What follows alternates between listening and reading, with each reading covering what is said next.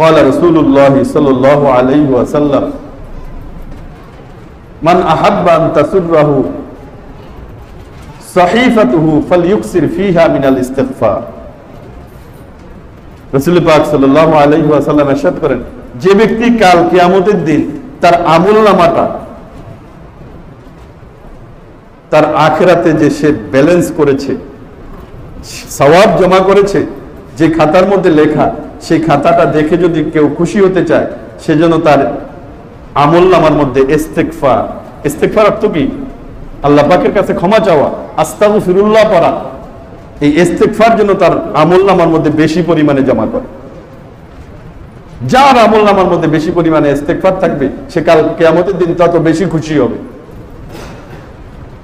قال رسول الله صلى الله عليه وسلم طوبى لمن وجد في صحيفته استغفارا كثيرا ওই ব্যক্তির জন্য সুসংবাদ, ওই ব্যক্তির জন্য সুসংবাদ যার আমলনামার মধ্যে বেশি পরিমাণে ইস্তিগফার পায়, যে ব্যক্তি তার আমলনামার মধ্যে বেশি পরিমাণে ইস্তিগফার পায়,